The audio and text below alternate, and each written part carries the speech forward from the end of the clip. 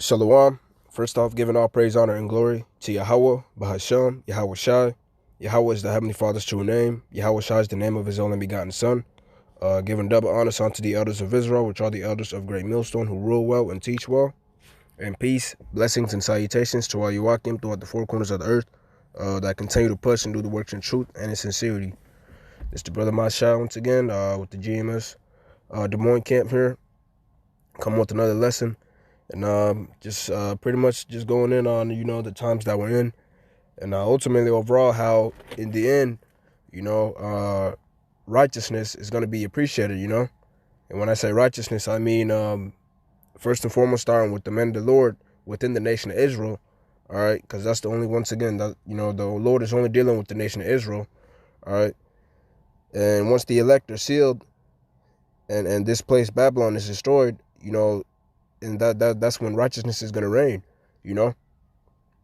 and it's going to be, it's going to be appreciated because as Esau is ruling, he's been destroying the earth for so long, that people are going to see a big difference when the Israelites get into rulership. So without further ado, let's just start off with that scripture, the book of Proverbs chapter 29, and we'll start at 2. Proverbs chapter 29 and verse 2. When the righteous are in authority, the people rejoice, but when the wicked beareth rule, the people mourn. And that's, and plain and simple, when the righteous are in authority, the people are going to rejoice. Why? Because righteousness is being established. Everything is being done correctly. You're not going to have GMOs. You're not going to have, you're not going to have defiled water, chemtrails in the air, cement on the ground, choking out the earth and whatnot. All these things that cause harm to your body, and your health, which in turn affects with your mental, all these things, this devil pushes out, and that's why people act the way they are, and people are the way they are, But in the kingdom, it's going to be a clear difference, because why? Righteousness is reigning. The righteous, being the Israelites, are in rulership. All right. So let's get another precept. Isaiah chapter 2. And we'll just start at the top. Isaiah chapter 2 and verse 1. The word that Isaiah the son of Amos saw concerning Judah and Jerusalem. And it shall come to pass in the last days that the mountain of the Lord, Yahweh Bashim El-Shai's house, shall be established in the top of the mountains, and shall be exalted above the hills, and all nations shall flow unto it. And basically it's just saying, the kingdom of Israel is going to be established, because according to prophecy, we're going to grab that too real quick. But, according to prophecy, the scriptures say this. Let's get it.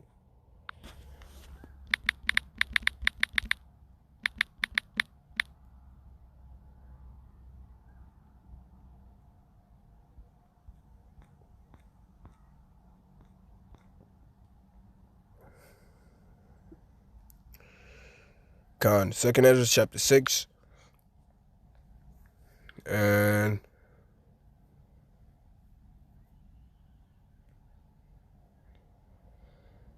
I don't know if I should start at 7 or just get to the point. I'll just start at 7.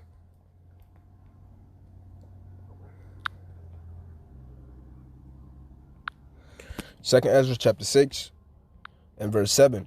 Then answered I and said, what shall be the parting asunder of the times, or when shall be the end of the first, and the beginning of it that followeth? And he said unto me, from Abraham unto Isaac, when Jacob and Esau were born, Jacob's hand held first the heel of Esau, for Esau is the end of the world, and Jacob is the beginning of it that followeth. All right. So this is the times that we're coming in. Esau's kingdom, his kingdom's coming to an end, and Jacob's kingdom is about to be established. All right. So just grabbing this to show, that Isaiah, the vision that Isaiah seen, is the kingdom of Israel being established, on top of the other mountains being these other nations, So from there, let's go back to that Isaiah. Isaiah chapter 2, and we'll reread 2 again. And it shall come to pass in the last days that the mountain of the Lord's house shall be established in the top of the mountains, and shall be exalted above the hills, and all nations shall flow unto it. And many people shall go and say, come ye, and let us go up to the mountain of the Lord, to the house of the power of Jacob, and he will teach us of his ways, and we will walk in his paths. For out of Zion shall go forth the law and the word of the Lord from Jerusalem. You know, so hey, you know these heathens are they're gonna get in line, and we're gonna make them the hopeful elect. You know, are gonna make the Israelites keep the laws. Salakia, not the Israelites. They're gonna make the heathens, okay, keep the laws. You know, because we had the we're gonna have the law, statutes, and commandments within our inward parts, and it's gonna be these heathens are gonna have to follow it. You know. So, you know, because that's the whole point of the nation of Israel being established, you know, because if these heathens aren't following these laws, then these heathens are going to be going off, you know, and that's wickedness going on while a righteous kingdom is in rule, which that doesn't make sense, you know. So that's why these heathens are going to be made. They're going to have to keep the laws, and if they don't, what does the scripture say? Let's get that real quick.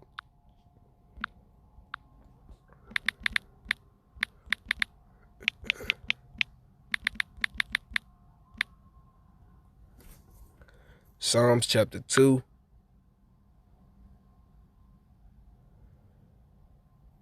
I think it's a different one I'm thinking about. Let me get it real quick.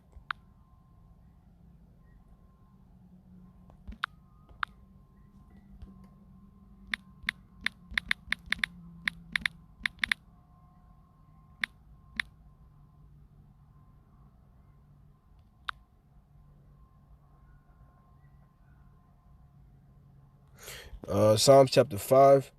Psalms 149 and starting at 5. Let the saints be joyful in glory. Let them sing aloud upon their beds. Now, okay, according to Psalms 148, all right, it shows us who the saints are. The saints is talking about the children of Israel, you know. But it says, let the saints be joyful in glory. Let them sing aloud upon their beds. Let the high praises of the Most High be in their mouth and a two-edged sword in their hand, to execute vengeance upon the heathen and punishments upon the people, to bind their kings with chains and their nobles with fetters of iron, to execute upon them the judgment written. This honor have all his saints. Praise ye the Lord. So this was going to be going on in the kingdom, all right? Which is it's not really what these Christians and these churches push out, you know. They just they make you believe that they make a lot of these peoples, you know, believe that the kingdom of heaven is just going to be people floating around in white dresses and just, you know, that's it, you know. But no, you know, that's not how it is, you know. When you realize the real truth, all right, the kingdom of heaven is only first and foremost for the nation of Israel, all right, and it's set up to where the nation of Israel is going to rule over these heathens to get vengeance upon them, all right, because as it says, let's get that real quick. I know I'm kind of going into other things, but it's all the spirit. Psalms 83.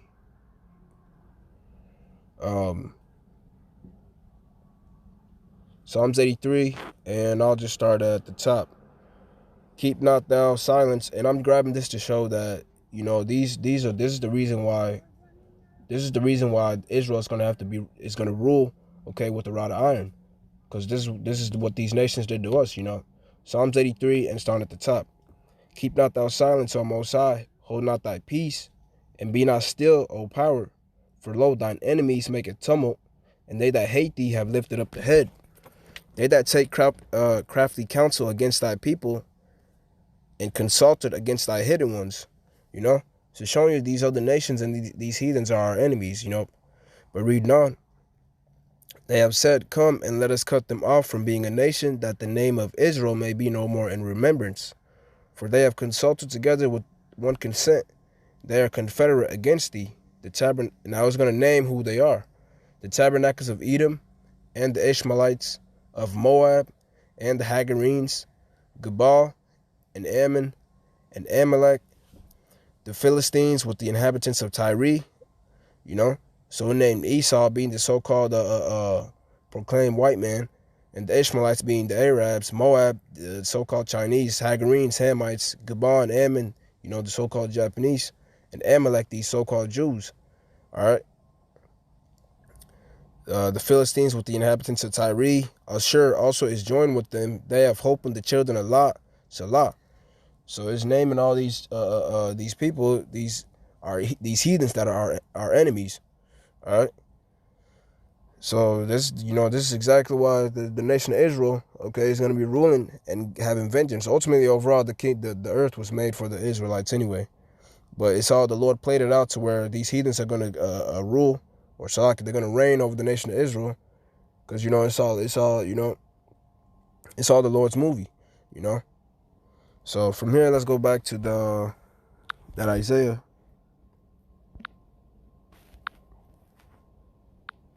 chapter 2, and we'll read 4. Isaiah chapter 2 and verse 4.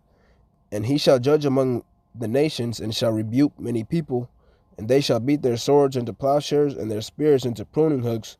Nation shall not lift up sword against nation, neither shall they learn war anymore. All right. So this is the main point right here, the focus of the lesson. All right, they're gonna beat their swords into pruning hooks, and their spears into plow. I might have said it backwards, but as it says, they shall beat their swords into plowshares and their spears into pruning hooks. So this is what's gonna happen in the kingdom, because ultimately, why righteousness is established. The enemy of the earth, the hammer of the earth, has been broken. Which is Esau Edom. He's in captivity, so there's no more need.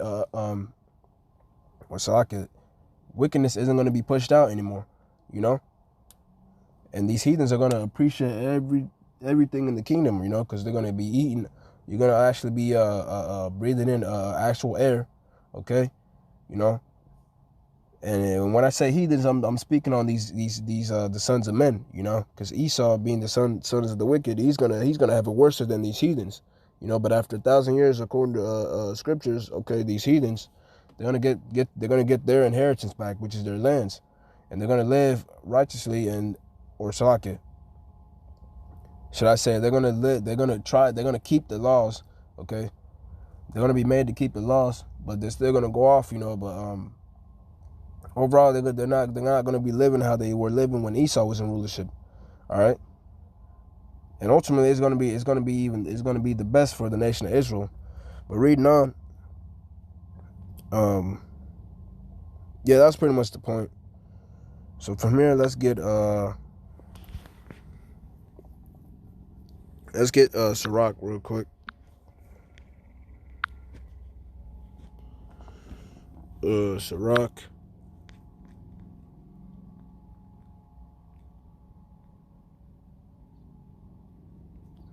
Where's it at? Sirach chapter 10. And we'll just start at the top.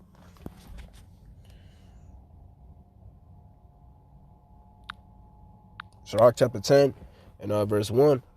A wise judge will instruct his people, and the government of a prudent man is well ordered. And clearly that's not the case in this kingdom right now, That's why homosexuals are running rampant, That's why you got all these wicked things going on, pedophilia, murder, all these, everything wicked you can think of goes on in this society, in this kingdom, As the judge of the people is himself, so are his officers, and what manner of man the ruler of the city is, such are all they that dwell therein. Plain and simple. The Esau Edom's he's a wicked and vile person himself, so he's gonna push out wickedness, and the rest of these people are gonna follow. All right, because the king is the one that's in power, and what he says goes. So Esau's doing all this wicked stuff, so people are gonna do that. And he's doing it by enchantments, and he's deceiving the people too. But verse 3: an unwise king destroyeth his people, but through the prudence of them which are in authority the city shall be inhabited. Verse 4, the point: the power of the earth is in the hand of the Lord, and in due time he will set over it one that is profitable. And the one that's profitable is Jacob, the nation of Israel. All right, because once again, as I stated before, that's who the earth was ultimately created for. And the Israelites are going to rule this earth in righteousness. Starting with the men of the Lord. So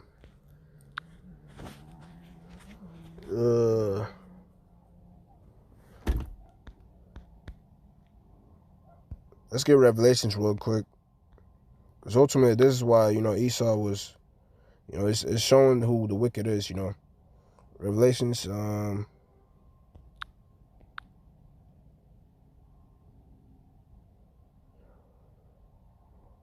Revelation 6 and 4.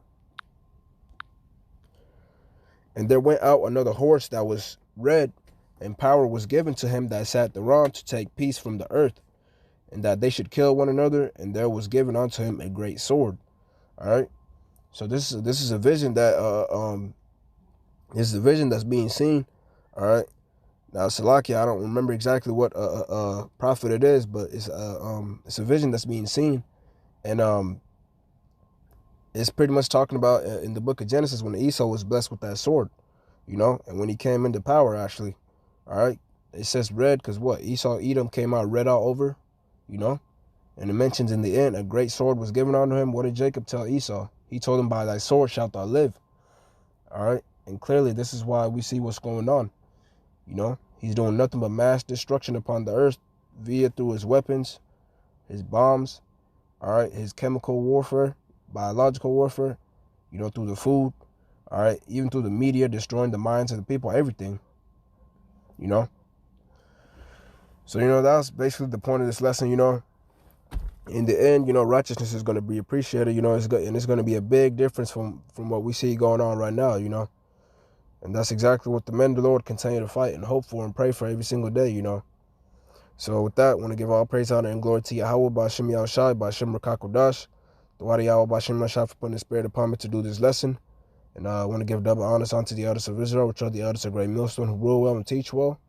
Peace, blessings, and salutations to Joachim. Continue to push and do the works in truth and in sincerity. Shalom.